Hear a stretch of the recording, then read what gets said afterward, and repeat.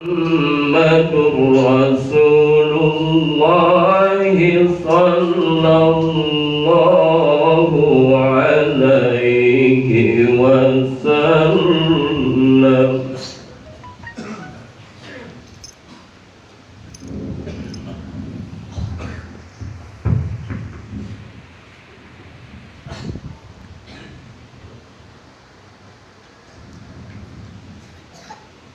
Assalamualaikum warahmatullahi wabarakatuh.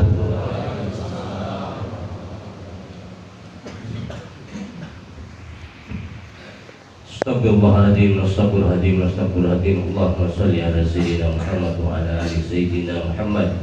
Allahumma qawwil Islam minal muslimina wal muslimat wal mu'minina wal mu'minat al-ahya'i minhum wal amwat wa yasirhum ala iqamatid din.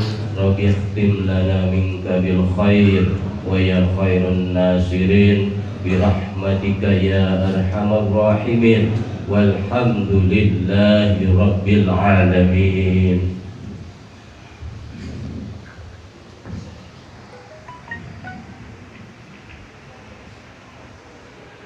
Allahu akbar, Allahu akbar, Allahu akbar.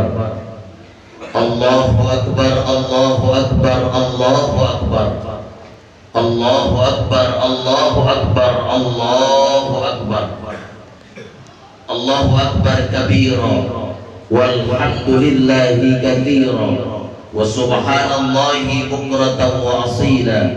La ilaha illallah wa la na'budu illa iyyah mukhlishina lahu ad-din walau karihal kafirun walau karihal munafiqun walau karihal musyrikun.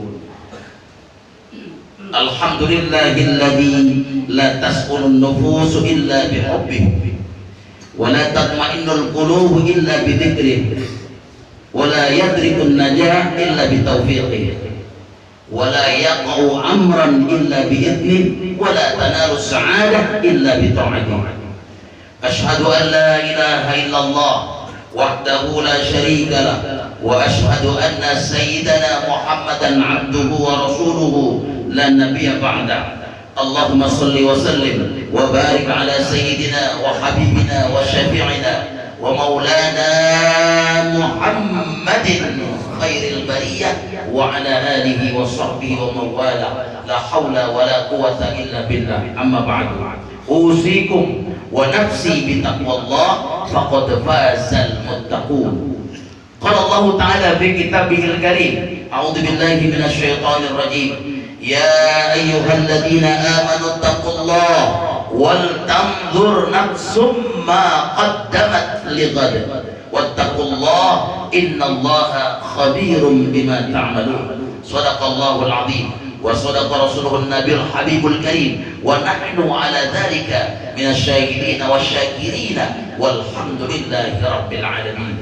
Saudara-saudara kaum muslimin jamaah salat Idul Fitri yang dimuliakan Allah Subhanahu wa taala, tidak ada puji sepenuh hati, sesempurna jiwa kecuali dipanjatkan kehadirat Allah Subhanahu wa taala. Karena di pagi hari yang cerah ini kita semuanya wajib bersyukur karena kita bisa melangkahkan kaki kita untuk menuju ke masjid yang penuh berkah ini, Masjid Jami Al-Barakah, dalam keadaan sehat walafiat. Hadir kita di sini dengan keimanan, dengan keislaman yang sempurna untuk menyambut hari kemenangan, hari di mana kita merayakan hari raya Idul Fitri 1445 Hijriah. Salawat dan salam semoga tersanjungkan, terlimpah curahkan kepada habibina wa syafi'ina wa maulana Muhammadin sallallahu alaihi wasallam, yang telah membawa, yang telah memberikan pencerahan bagi peradaban insani melalui pendidikan Rabbani. Saudaraku yang dirahmati Allah SWT, hadirin salat Id yang dimuliakan Allah SWT, hari kemenangan telah tiba. Kita diperintahkan sebanyak-banyaknya untuk selalu memuji kebesaran Allah, walitukmilul iddata walitukabbirullaha ala ma hadakum wa la'allakum tashkurun. Walitukmilul iddata, sempurnakanlah bilangan dari bulan Ramadan itu. Walitukabbirullah, dan bertakbirlah kepada Allah dari semenjak kemarin sore, pada saat terbenamnya ufuk matahari, dan Menterian Agama Republik Indonesia telah menetapkan berdasarkan hasil ruqyah dari para ulama-ulama yang mewakili 38 provinsi, maka akhirnya ditetapkan bahwa tanggal 1 Syawal ditetapkan pada hari ini, hari Rabu tanggal 10 April 2024. Tentunya hadirin rahimakumullah, di hari ini, di hari yang suci ini, kita menyaksikan dari sejak kemarin kumandang takbir bergemuruh di mana-mana, terdengar di seluruh penjuru dunia. Begitu menggetarkan hati jiwa kita, membumbung ke angkasa, didengar oleh para malaikat-malaikat Allah yang mulia, disaksikan oleh Zat yang Maha Kuasa. Hadirin, pernahkah kita merenungkan apa sesungguhnya kalimat takbir yang kita kumandangkan itu sudah teraktualisasi dalam kehidupan kita sehari-hari?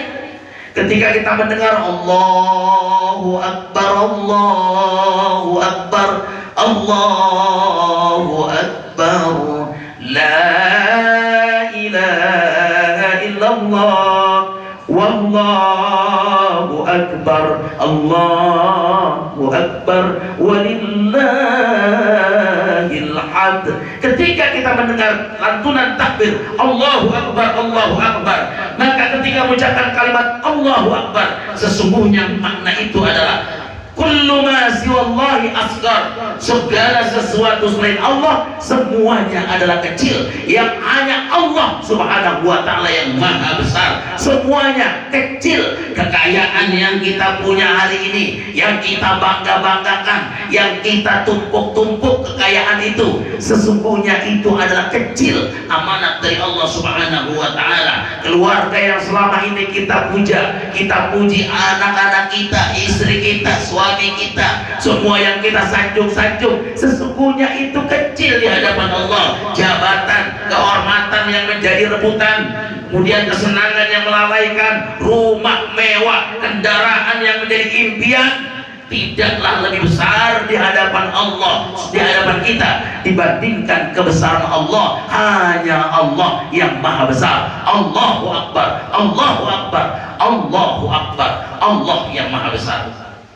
Masyarul muslimin, salat Id yang dimuliakan Allah Subhanahu wa taala, hari raya Idul Fitri ini merupakan momentum kemenangan bagi kita umat muslim. Setelah kita berpuasa selama 30 hari lamanya, kita melawan hawa nafsu kita, yang halal jadi haram. Kita berhubungan badan dengan istri kita di siang hari, di bulan-bulan lain halal, tapi di bulan itu haram kita dekati, karena itu bisa membatalkan puasa kita, dan kita wajib membayar kafarat, yaitu puasa 2 bulan berturut-turut. Saudara, Idul Fitri adalah perpisahan kita dengan bulan yang begitu amat sangat mulia. Sudah menjadi sunnatullah, saudara, ketika kesempurnaan itu datang, maka harus ada yang pergi meninggalkan kita. Islam datang sempurna, Rasulullah yang berangkat pergi meninggalkan kita. Ada yang pergi meninggalkan kita. Syekh Ali At-Tantawi, dia mengatakan, idza tamma amrun bada naqsuhu taraqqab zawalan idza qila tamma. Kata beliau, apabila sesuatu telah sempurna, maka akan tampak kekurangannya. Renungilah bahwa yang hilang itu jika sesuatu telah dikatakan sempurna. Saudara, ungkapan ini dari Imam At-Tantawi bahwa ketika sebuah kemenangan itu telah tiba, kesempurnaan telah kita capai selama kita berpuasa 30 hari, maka tak ada sesuatu yang pergi dari kita yang harus kita renungi. Maka sudah sepantasnya kalau kita mengevaluasi diri kita, muhasabah diri kita saat Ramadan telah pergi kemarin sore, meninggalkan kita. Seolah dia berkata, selamat tinggal wahai hamba-hamba yang soleh, aku pergi dulu, insya Allah kita berjumpa lagi 11 bulan yang akan datang. Hadirin, ulama-ulama soleh, bahkan ulama-ulama salafus soleh terdahulu, bahkan para sahabat ketika mau ditinggalkan Ramadan, mereka menangis terseduh-seduh. Mereka merapat kepada Nabi, ya Rasulullah, semua berkerumun mendekat Nabi dan minta didoakan, ya Rasulullah, doakan saya, doakan kami semua agar kami bisa mendapatkan bulan Ramadan tahun-tahun mendatang. Seraya Rasulullah SAW angkat kedua tangan mendoakan para sahabat agar mereka semuanya bisa mendapatkan bulan Ramadan tahun-tahun yang akan datang. Saudara, saya katakan sekali lagi, sungguh amat sangat beruntung kita yang ditakdirkan Allah menemui bulan Ramadan, bahkan bisa meraih keberkahan, kemuliaan, dan kemenangan di bulan Ramadan. Kenapa saya katakan begitu? Karena tidak semua orang bisa datang ke sini. Tidak semua orang bisa melaksanakan Ramadan selama sebulan penuh dia ibadah. Bisa jadi dia sakit, atau bisa jadi Allah habisi kontrak hidupnya, selesai dia, inna lillahi wa inna ilaihi raji'un. Saat ini mereka telah pergi dari kita. Ada yang kehilangan ayahandanya, ada yang kehilangan istrinya, ada yang kehilangan anaknya, ada yang kehilangan kakek neneknya, ada yang kehilangan orang-orang yang dicintainya. Semua itu adalah tentunya tidak mendapatkan kesempatan menghadapi Ramadan. Maka ada satu kisah, Talha bin Ubaidillah, dia tidur, dia bermimpi, karena sebelumnya dia mendapati ada 2 orang pemuda menghadap Rasulullah. Dia mengatakan, ya Rasulullah, saya beriman dan saya masuk ke dalam agama Islam. Kemudian kata Rasulullah, ucapkan syahadat. Baik, ya Rasulullah, saya akan bacakan syahadat. Di hadapan Rasulullah 2 pemuda tadi mendapatkan syahadat, mengucapkan 2 kalimat syahadat. Asyhadu an la ilaha illallah wa annaka ya Muhammad Rasulullah. Setelah mengucapkan 2 kalimat syahadat itu, maka satu pemuda yang tadi itu, kedua pemuda tadi diajarkan Rasul bagaimana sholat yang benar, bagaimana agama yang benar, diajarkanlah ilmu agama. Setelah dia mendapatkan ajaran dari Rasul dan belajar bersama para sahabat yang lain, maka 2 pemuda ini menjalankan ibadahnya. Satu pemuda yang pertama, dia orang yang sangat sungguh-sungguh ibadahnya luar biasa. Sholat jamaahnya rajin, bahkan di awal waktu. Bahkan dia ikut perang bersama Rasulullah, menumpas orang-orang kafir yang memusuhi agama Allah, dan dia terbunuh mati sebagai mati syahid. Pemuda yang satu lagi matinya belakangan, berangsur setelah pemuda yang pertama tadi yang rajin ibadah matinya mati syahid. Baru beberapa tahun kemudian pemuda yang kedua meninggal dunia. Aneh, saudara, Talha bin Ubaidillah, dia tidur, dia bermimpi, ternyata dia melihat 2 pemuda yang sudah wafat itu berada di depan pintu surga. Kemudian yang ternyata dijemput oleh penjaga pintu surga adalah pemuda yang ibadahnya biasa-biasa saja. Tapi justru yang rajin ibadah, yang matinya sebagai mati syahid, dijemputnya belakangan. Maka ini membuat dia heran. Serentak bangun malam, Talha bin Ubaidillah merenung, kenapa pemuda yang ibadahnya biasa-biasa saja justru dia masuk surga lebih dulu, sementara ibadahnya rajin, yang matinya mati syahid membela agama Allah dalam perang, ikut bersama Rasulullah, tapi justru mati dijemput masuk surganya belakangan. Kemudian esok paginya dia berbicara kepada para sahabat, dia bercerita tentang mimpinya itu. Tapi apa saudara? Sahabat pun tidak ada yang bisa menjawab. Dan dia mengatakan, datanglah ke Rasulullah, bertanyalah kepada Rasulullah. Kemudian setelah itu dia bertanya kepada Rasulullah SAW. Maka setelah dia bertanya kepada Rasulullah SAW, kemudian kata Rasulullah, ya Rasulullah, dia menceritakan, Talha bin Ubaidillah menceritakan tentang kisah mimpinya. Dan Rasul berkata, wahai Talha bin Ubaidillah, apakah pemuda yang tadi yang dia kamu anggap ibadahnya biasa-biasa saja itu mendapatkan bulan Ramadan? Betul ya Rasul, dia mendapatkan bulan Ramadan. Apakah dia malam harinya mengadakan atau melaksanakan qiyamul lail, sholat tarawih dan sholat-sholat yang sunnah yang lainnya? Betul ya Rasul. Apakah siangnya dia berpuasa Ramadan? Betul ya Rasul. Apakah dia bersedekah? Betul ya Rasul. Apakah dia bersujud kepada Allah dengan penuh keikhlasan? Betul ya Rasul. Wahai Tolha bin Ubaidillah, ketahuilah dengan ibadah Ramadanlah maka jarak antara pemuda yang kedua dengan pemuda yang pertama yang lebih rajin ibadahnya itu derajatnya itu bagaikan bumi dan langit, saudara. Jadi artinya orang yang mendapatkan Ramadan kemudian dia sangat-sangat beruntung kalau dia mendapatkan Ramadan, dia isi dengan ibadah, dia qiyamul lail, siangnya dia ibadah puasa, dia bersedekah, dia berikan takjil kepada orang-orang yang berbuka puasa, bahkan dia berdermawan kepada sesama, dia sedekah, dia zakat mal, dia zakat fitrah, bahkan dia membantu orang-orang yang membutuhkan pertolongan. Malam harinya dia sujud kepada Allah, maka ini derajatnya tidak akan sama meskipun kepada orang yang derajatnya mati syahid sekalipun, saudara. Maka beruntungnya kata Nabi, syaqiya abdun, sungguh rugi adraka Ramadan, seorang hamba yang mendapatkan bulan Ramadan, fansalaha minhu, kemudian dia meninggalkan bulan Ramadan itu dengan sia-sia. Tarawih nggak mau, puasa nggak mau, kalaupun puasanya bolong-bolong, malamnya tarawih nggak pernah, malam hari terlihat dia lagi sujud kepada Allah, dia santai-santai aja, dia lemah ibadahnya di bulan Ramadan, bahkan diajak tarawih selalu ada aja alasannya. Kata Nabi, walau yuqbalahu, orang yang kayak begini ini adalah orang yang tidak mendapatkan ampunan di dalam akhir bulan suci Ramadan.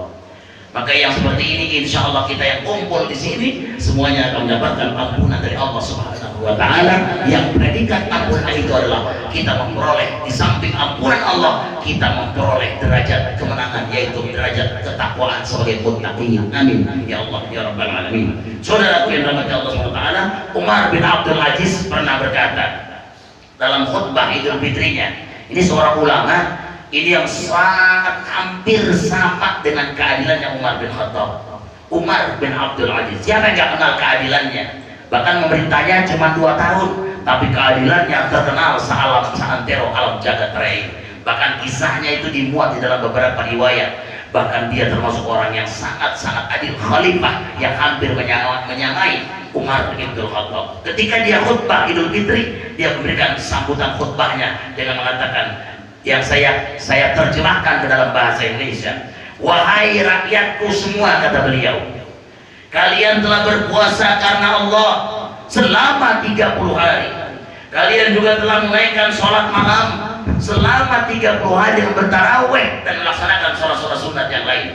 Hari ini kalian bergembira merayakan hari raya dan keluar untuk memohon kepada Allah Subhanahu wa Ta'ala agar semua amal kalian diterima. Sedangkan aku ini semua hari ini sedih. Aku tidak tahu apakah amalanku selama 30 hari yang kulakukan selama bulan Ramadan itu diterima ataukah justru ditolak. Sambil menangis dia berkhutbah. Saudara, begitu pula dengan sahabat sosok Wahab bin Al-Wardi dan bin Al-Warad, ketika melihat satu kaum yang tertawa gembira, tertawanya terbahak-bahak, gembira yang berlebihan di hari raya Idul Fitri. Akhirnya Wahab bin Al-Warad berkomentar. Apa kata dia? Jika puasa mereka diterima, bukan seperti itu ekspresi puasa mereka, ekspresi orang yang bersyukur kepada Allah. Dan jika puasa mereka ditolak, maka belum demikian perbuatan orang yang takut kepada Allah. Jadi saudara, dari perkataan Wahab bin Al-Warad ini kita bayangkan bahwa tertawa yang berlebihan di hari kemenangan saja itu menjadi catatan tersendiri bagi ulama-ulama, terlebih ulama-ulama zaman dulu. Saudara, bagi mereka Idul Fitri ini adalah momentum untuk meluapkan kegembiraan semata. Namun saudara, menjadi amalan kita bahwasanya untuk melupakan atau untuk meluapkan kegembiraan kita yang berlebihan, namun itu ternyata tidak boleh. Namun menjadi momentum yang tepat untuk introspeksi diri kita. Jadi lebaran ini sarana kita untuk introspeksi diri. Apakah amalan kita sepanjang bulan Ramadan itu diterima atau tidak? Itu harus kita introspeksi. Maka ulama zaman dulu, mereka kalau habis selesai berpuasa, itu mereka pada nangis. Kenapa mereka nangis? Karena mereka takut ibadah yang dia lakukan secara maksimal ditolak oleh Allah Subhanahu wa Ta'ala. Harusnya kita begitu, bukan kita bergembira kemudian bergembiranya berlebihan. Kalau cuma hanya sekedar gembira boleh saja, tapi bergembiranya sampai tertawa terbahak-bahak, ini justru tidak pernah dilakukan oleh ulama-ulama salafus saleh. Saudara yang dirahmati Allah Subhanahu wa Ta'ala, laisal 'aid liman labisal jadid, walakinnal 'aid liman ta'atuhu tazid, wa kullu yaumin la yuqsa fihi fa huwa 'aidun. Bukanlah disebut hari raya orang yang menggunakan atau mengenakan pakaian yang baru, tapi yang disebut dengan hari raya itu adalah bagi orang-orang yang ketaatannya bertambah.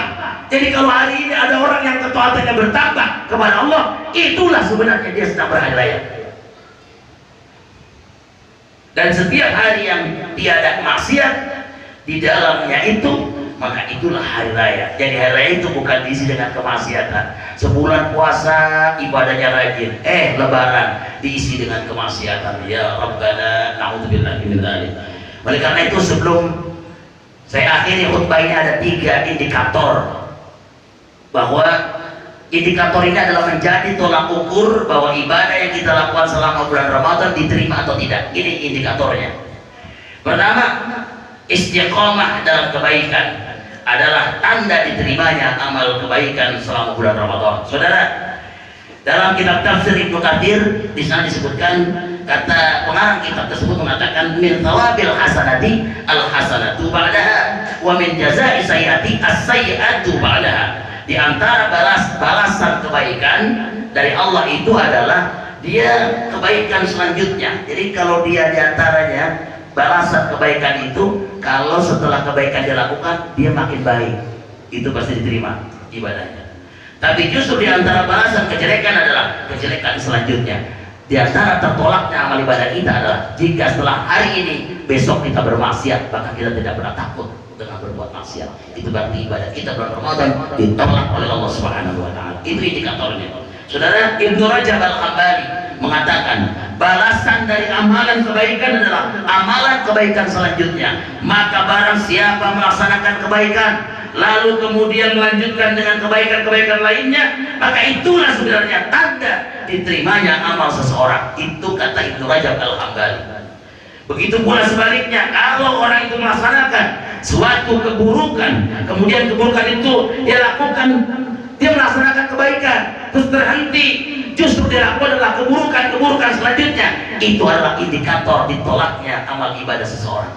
Saudara yang dirahmati Allah SWT, maka kuantitas dan kualitas ibadah yang kita lakukan pasca Ramadan ini menjadi indikator. Kalau kemarin Ramadan sholat kita rajin, isyanya di awal waktu, tarawihnya nggak pernah bolong, maka setelah pasca Ramadan sholat sunnahnya terus meningkat, tahajudnya meningkat, sholat sunat hajatnya meningkat, bahkan sholat sunat yang lain, sholat sunat mutlak, sholat sunat istikharah, sholat sunat yang lainnya, semua dia laksanakan, semuanya dia lakukan, bahkan dia tingkatkan terus kedekatan dia kepada Allah Subhanahu wa Ta'ala. Bahkan ini adalah mampu untuk memperkokoh benteng keimanan kita dengan melakukan ini. Saudara yang dirahmati Allah Subhanahu wa Ta'ala, ibarat sebuah lembaga, saya ibaratkan Ramadan itu adalah madrasah yang mendidik kaum muslimin. Untuk apa? Untuk menjadi pribadi yang lebih baik, lebih bertakwa kepada Allah Subhanahu wa Ta'ala. Maka kualitas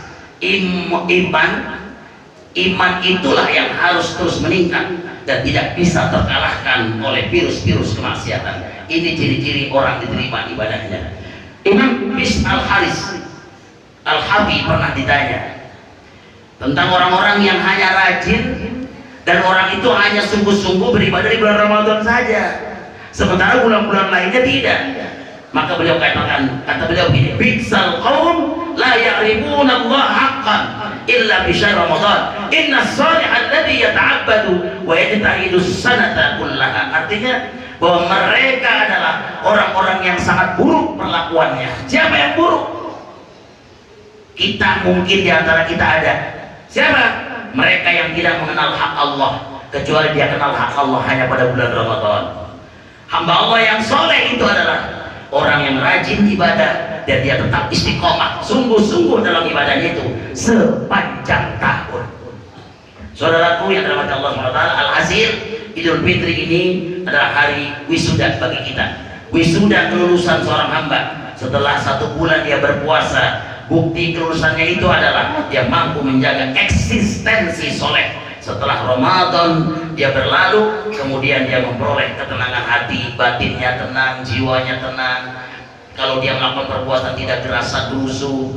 Maka ini yang kata Nabi, innal ladzina qalu rabbuna Allahu tsumma istaqamu tatanazzalu alaihimul malaikatu alla takhafu wa la tahzanu wa abshiru bil jannati allati kuntum tu'adun. Sesungguhnya orang yang mengatakan Rabb kami adalah Allah, Tuhan kami adalah Allah, kemudian mereka tetap istiqomah meneguhkan pendirian mereka, maka malaikat akan turun kepada mereka dan mengatakan, jangan kamu takut, jangan kamu sedih, dan gembiralah dengan jannah surga yang telah dijanjikan oleh Allah Subhanahu wa taala kepadamu. Hadirin rahimakumullah, maka meraih istiqomah itu tidaklah mudah. Bahkan kata Nabi, yang paling berat itu adalah istiqomah yang paling berat yang beliau terima. Kalau yang lain mungkin dia bisa, tapi kata beliau istiqomah ini yang paling berat yang aku terima. Maka hadirin, oleh karena itu mari semuanya kita harus bergembira pada hari ini, tapi jangan kebablasan gembiranya. Kemudian orang-orang yang istiqomah, kemudian orang-orang yang senantiasa terus dia istiqomah menjalankan perintah Allah Subhanahu wa taala, maka orang itu akan diturunkan oleh malaikat Allah berupa surga yang Allah janjikan kepada mereka-mereka yang tetap istiqomah di jalan Allah Subhanahu wa taala. Dengan demikian, orang yang sukses menjalani puasa Ramadan adalah orang yang mengalami peningkatan kualitas keimanan, peningkatan kualitas ketakwaan setelah bulan Ramadan. Maka tetap sibuk di sepertiga malam, tetap sibuk dia ibadah. Dia sholat malam, dia tetap berpuasa sunnah di hari-harinya Senin Kamis. Bahkan dia puasa Daud, Senin puasa, Selasa enggak, Rabu puasa, hari ini puasa, besok enggak, puasa Daud. Bahkan bisa jadi dia puasa wisol. Saudara, Allah SWT itu adalah indikator bagi orang yang diterima ibadah puasanya. Hadirin, momentum tepat bagi kita sebagai seorang anak, tentunya mari kita bahagiai kedua orang tua kita. Sungguh celaka, kata Nabi, rogima anfu, thumma rogima anfu, thumma rogima anfu. Kata Nabi, ma'adroka abawaihi kilahuma au kilaihima lam yadkhulil jannah. Sungguh celaka, kata Nabi, sungguh celaka, kata Nabi, sungguh celaka orang yang mendapati kedua orang tuanya. Orang tuanya dua-duanya masih hidup, au ahadihima, atau salah satunya masih hidup, tapi dia tidak pernah melakukan bagaimana caranya agar dia bisa masuk surga. Falam yadkhulil jannah, dia nggak bisa masuk surga. Padahal surga seorang anak laki-laki itu adalah di bawah telapak kaki ibu. Saudaraku, oleh karena sudah hari yang tepat ini bagi anak yang mungkin belum sempat menemui ibundanya, tentunya mari sama-sama kita manfaatkan sebagai jalan kita untuk masuk surga. Mungkin sebagian kita ada yang mengatakan, ya Ustadz, ya sahabatku, saya mah dari masa kecil nggak pernah diurusin sama orang tua, saya disia-siakan sama orang tua, nggak pernah saya dikasih makan, saya ditelantarin. Maka apakah saya berbuat baik sama orang tua? Orang tua saja dari masih kecil saya disia-siakan, saya nggak pernah diurusin. Dari masih kecil, udah gede begini, saya berhasil begini karena usaha saya, karena saya prihatin hidup saya. Apa iya pantas saya berbuat baik sama orang tua? Orang tua saya nggak kenal sama saya. Saudara, bukan begitu. Yang nyuruh kita berbakti sama orang tua bukan saya, bukan ustaz, bukan sahabat, tapi Allah. Wala tusyriku wa'budullaha wala tusyriku. Bersembahlah kepada Allah, wala tusyriku, jangan berbuat syirik. Dalam ayat lain, wa qadara rabbuka alla ta'budu illa iyyah wa bil walidaini ihsana. Yang nyuruh taat sama orang tua itu Allah. Dalam Al-Qur'an itu dijelaskan. Maka itu yang menyuruh kita berbakti pada kedua orang tua itu adalah Allah. Cukup darah yang mengalir, darah orang tua kita ngalir ke kita, itu cukup alasan kita untuk berbakti pada kedua orang kita, untuk berbakti melayani dia, bukan alasan yang lain, karena darah dia ada dalam tubuh kita. Oleh karena itu mengenai masalah dia tidak menyuruh, tidak membiayai kita, menyanyikan kita, urusan dia kepada Allah. Tapi urusan seorang anak adalah bakti kepada kedua orang tua, demi orang tua kita. Peluk dia, cium yang masih ada orang tua, cium orang tuanya, cium keningnya, cium kakinya, sebas sujud. Ma, Bapak, saya minta maaf, saya banyak salah, dosa saya banyak, saya sering nyakitin mama, saya sering menyakiti bapak, maafin saya anak yang durhaka ini. Minta maaf kepada dia. Insya Allah kalau itu kita lakukan, surga kita. Insya Allah kalau kita meninggal dunia, mati kita dalam keadaan husnul khatimah karena mendapatkan ridho daripada orang tua kita. Tapi sebaliknya, kalau kita tidak pernah open sama orang tua kita, maka kita sakitin orang tua kita sampai dia meninggal dunia. Jangan harap hidup anak ini menjadi berkah. Meskipun dia kaya tidak akan membawa keberhasilan, tidak akan membawa keselamatan. Tapi kaya itu justru dia lakukan dengan kesombongannya, tidak akan bisa dia karena tidak mendapatkan ridho orang tua. Mari yang masih punya orang tua, peluk orang tuanya, sembah kepada orang tuanya, bukan sembah dalam arti kita menyembah kita menyembah Allah, dalam arti kita bersimpuh. Kita dalam arti di sini adalah sungkeman sama orang tua kita. Kita cium kakinya, kita minta maaf, dan kita peluk dengan hati. Kalau orang tuanya sudah tidak ada, jangan lupa kirimkan doa untuk mereka. Datang ke kuburannya, ziarah ke kuburannya. Insya Allah yang dihadirkan nanti rohnya akan dihadirkan oleh malaikat. Hei Fulan bin Fulan, bangun! Ada yang menjenguk kau. Siapa? Anakmu sendiri.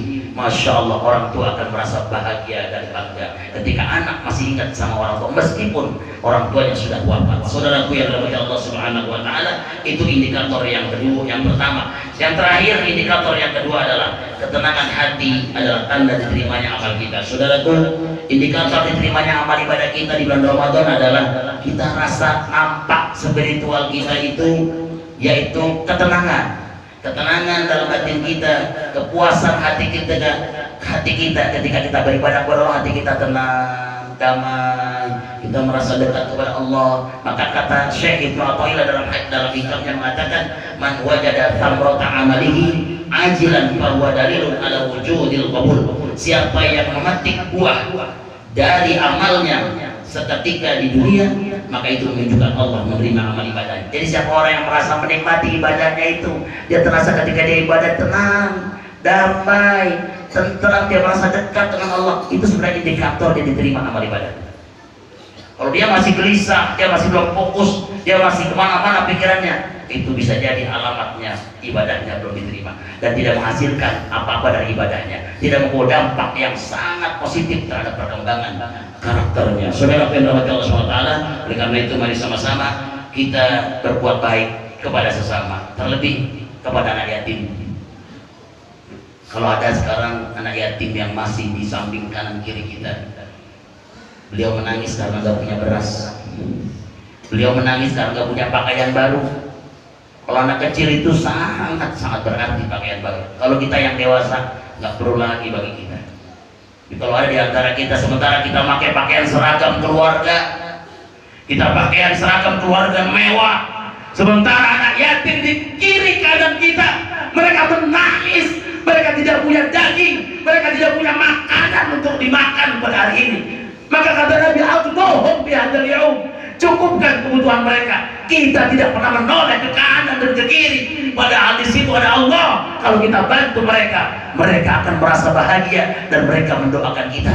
Saudara, bagi yang punya mungkin di samping kiri kanan yatim, pulang dari sini, bantu dia, kasih makanan. Nabi saja ketika sholat, dia lihat mau berangkat sholat ke masjid, ada anak yatim ngadep ke tembok sambil nangis. Kemudian dia tanya, "Nah, kamu siapa? Kenapa kamu nangis menghadap tembok sementara teman-teman kamu di lapangan sedang main bergembira bersama teman-temannya?" Apa kata dia? "Tuhan, apa yang saya bahagiain? Saya nggak punya apa-apa. Pakaian pun yang saya pakai compang-camping begini. Saya nggak punya siapa-siapa hidup. Emang ayah kamu di mana, Nak?" "Ayah saya mati dalam medan perang." "Ibu kamu kemana, Nak?" "Ibu saya meninggal dunia karena sakit." "Terus saudara kamu di mana, Nak?" "Saya nggak punya saudara. Saya hidup sebatang kara." Mendengar itu, Dia bilang, dia bisikin dalam telinganya anak yatim itu. Dia mengatakan, nah, mau nggak Muhammad jadi ayah? Aisyah radhiyallahu anha menjadi ibumu, mendengar nama Muhammad dijanjikan sebagai ayahandanya, Ibunda Siti Aisyah Ummul Mukminin bagi ibunya. Anak itu menengok ke belakang, dia lihat tatapan wajah yang sangat indah, berseri, meneteskan air mata. Dia memeluk, ya Rasulullah, saya mau diangkat anak sama engkau ya Rasulullah. Dia peluk Rasulullah seolah-olah ayah dan ibunya hidup kembali. Dan dia mengatakan, wahai Aisyah, mandikan anak ini, pakaikan dengan pakaian yang baru, ajak dia bermain di sana dengan teman-temannya agar dia bergembira. Kemudian diambil oleh Aisyah, dimandikan oleh Aisyah, dipakaikan pakaian baru, dan dia akhirnya, saudara, dia merasakan kebahagiaan karena diangkat anak oleh Rasulullah SAW. Harusnya kita bersifat seperti itu.